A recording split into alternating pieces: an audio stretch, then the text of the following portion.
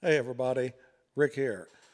Today I wanted to talk to you guys about how I was feeling about being back in the United States this past 4 months when I returned from Thailand and why I'm ready to go back. You know what I'm going to say. Please like, subscribe, and ring that bell for me if you like this video. It'll sure help the channel grow, and I really do appreciate it, you guys. With that said, let's get on with the video.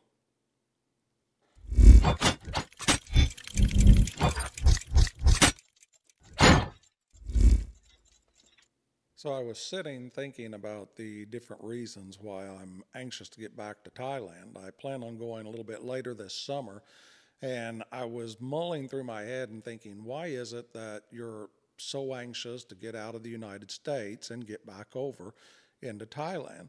Well, I started thinking and thinking about this, because the climate is relatively the same as from where I'm at.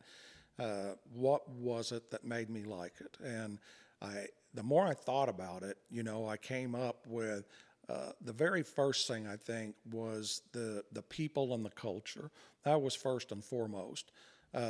I wish everybody would take a trip over there sometime or over into Southeast Asia and see how different things are than in the United States. Since I've been back here, it's really easy whenever you're here in the States to fall into all this funk that's always going on. With the way our government's been the last couple of years and with all of the craziness that's going on over here, uh, you just see so much negativity all the time. And after a while, you almost become kind of jaded. You get to where it's just such common things that it's not of any shock value whenever you see the next crazy thing pop up on the news or, on a YouTube feed that's going on over here because, you know, it's already got so crazy in a lot of cases, that's probably one of the biggest things I miss over there is there's a lot more normalcy to me. And I attribute that because of their culture and I think because of Buddhism.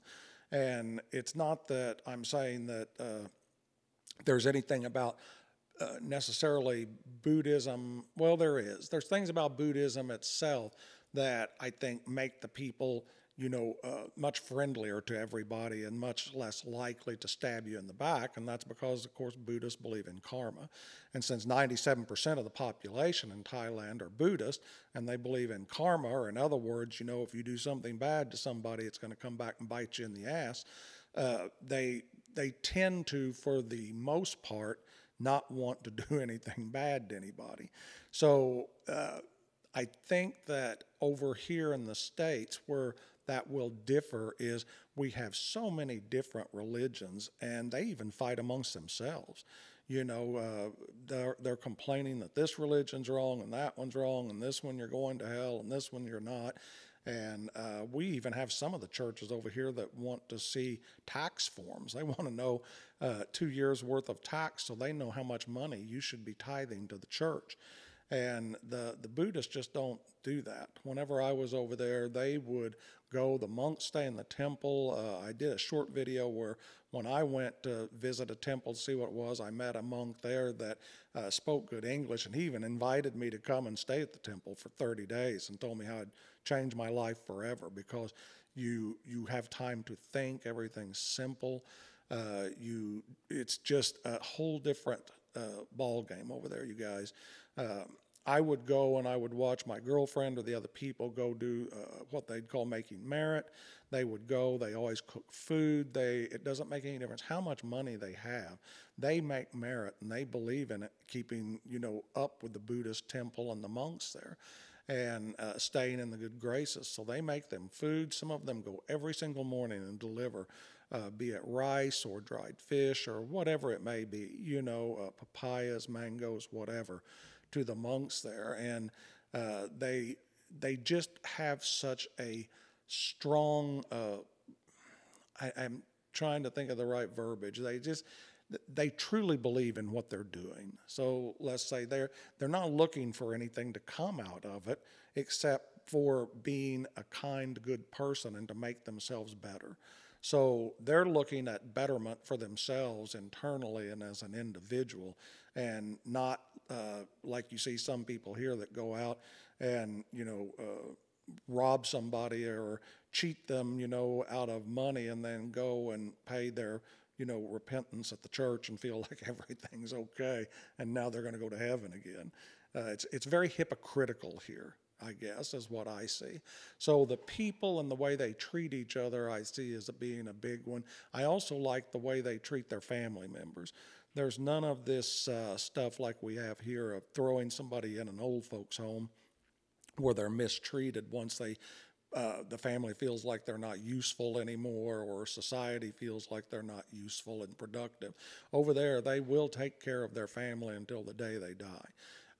They a lot of times they move back. The girl I date over there, she had moved in when her mother got ill. She was the youngest daughter of 9 siblings, and she moved back into the house to take care of her mother in her old age when she was getting to where she couldn't take care of herself. And she remained living there and working as a teacher and going to school and taking care of her mother until the day her mother passed. Then she has a small I don't know all the terminology for it, but it's just almost like a small shrine set up on the farm across from the temple. She owns farmland, a small rice farm, and she set up like this small little shrine, and it's for her mother and father that have since passed away. And that way they're always there on the family farm, or like their spirit is with her. And so, I would watch her drive by and say, "Hi, Mom and Dad," after they've been passed away for, many, many years. So it's this respectful thing that I see. The respect, it's not only to their parents, but their own self-respect to themselves of being a better person and still having that desire to be that way and that betterment. So that's one of the big things. I also see that culturally, they don't tend to look down on people like we will look down on people here. Like you will hear, big Hollywood stars or other people, snub people here, or look down upon them, or you'll see somebody that's wealthier than somebody else possibly look down on somebody. Sometimes they don't even know the person. You could be dressed as a farmer that had millions of dollars and be looked down upon just because of your general appearance. I don't see that over there. I would go into the village, or the girl I date, Tia. She's very high up in the ranking as far as Thai people go, because she is a teacher and runs a school. But she's around all different types of people all day, and whenever I see her interact with them, it doesn't make any difference whether they're wealthy or not. One of her best friends she is not wealthy, and Tia does things for her, like her and her husband.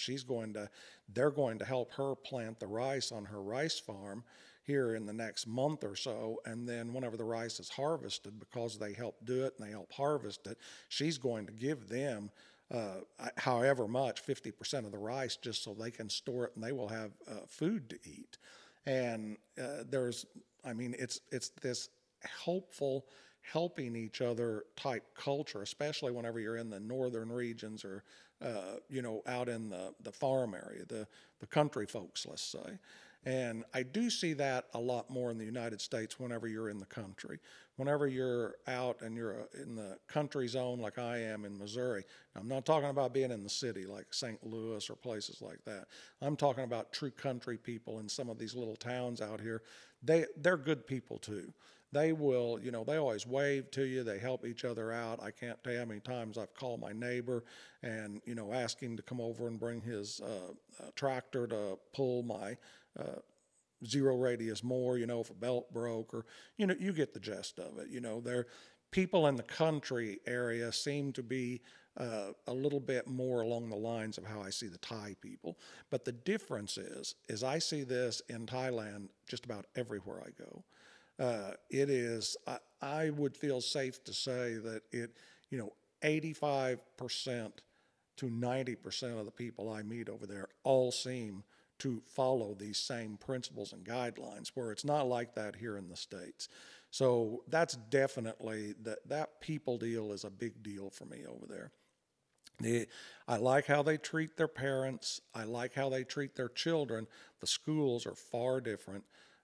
Kids are taught to be polite, and they're not taught all of this woke stuff that's being taught over here. Some of the craziness, which I won't go into, but out in California and the battles with parents and, teachers telling some of the things they tell to small children, they have absolutely no right to be doing that.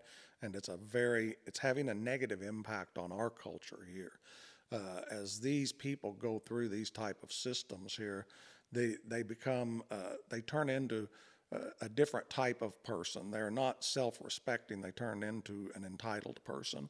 So, that's the other difference I see, is the education system over there.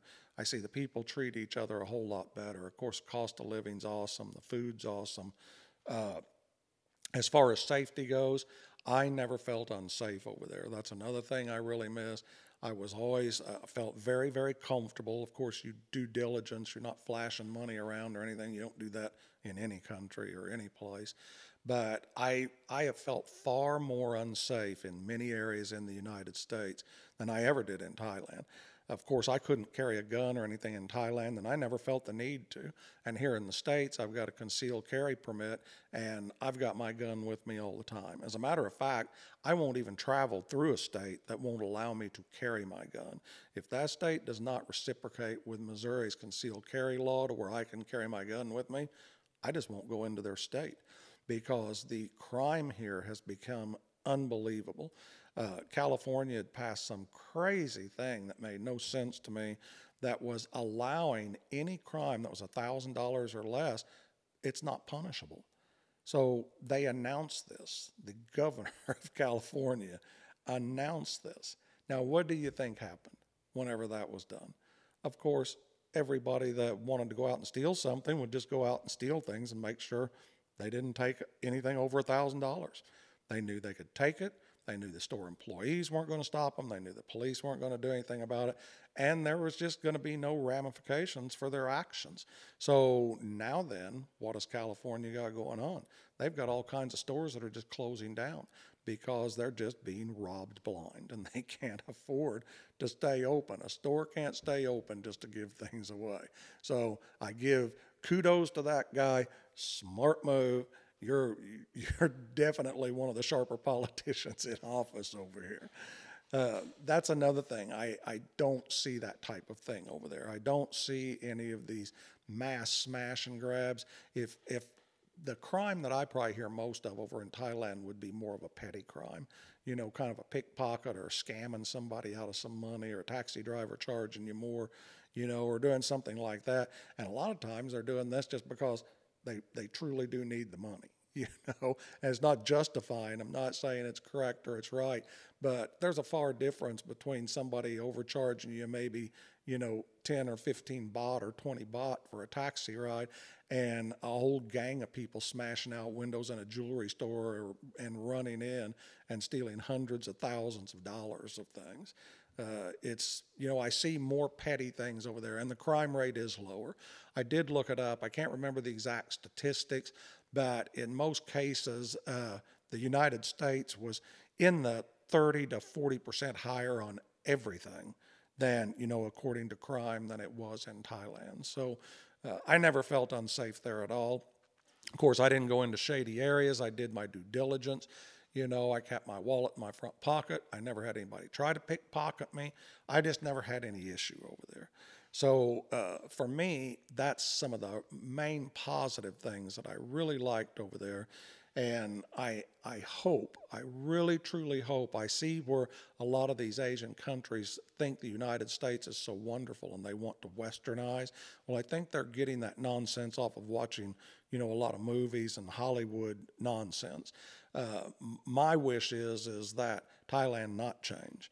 And I'm anxious to go to some of the other countries in Southeast Asia that are similar in their belief system and how they operate, because we don't want to see that over there. I certainly don't.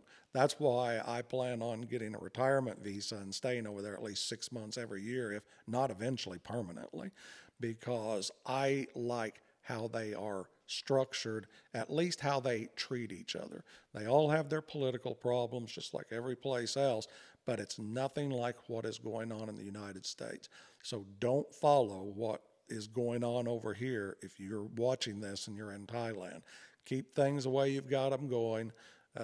That's going to make everybody, every expat I know of, except for the ones that just like to bitch because they're just, bitchy people, everything. But for people like me, I want to travel and go where I'm treated best, and I can tell you that I am treated far, far better in Thailand, both by the people, the culture, and monetarily than I'm ever treated here in the United States. So that's going to end this video. You guys think about it. If you get a chance to go over there, don't let anybody talk you out of it. Go over, do your due diligence, check things out before you go. Send me questions if you've got about traveling over there. I'll be glad to send you any information I can. And, go see for yourself. You might be totally shocked what it's like over there if you just take that one trip, guys. So with that, guess what I'm going to say one more time. Please like, subscribe, and ring the bell for me. The channel is continuing to grow. I know it's summer, so not a lot of people are watching YouTube quite as much, but, help me out, guys. Like the channel, subscribe to it, and let's keep this thing rolling, and send me your comments. I'm really anxious to hear what your thoughts are if you've traveled over to Thailand or the Philippines or, Vietnam, any of these places in Southeast Asia. I'd like to know what your experience was. So this is Rick. I'm signing off, guys, and I'll be seeing you all soon.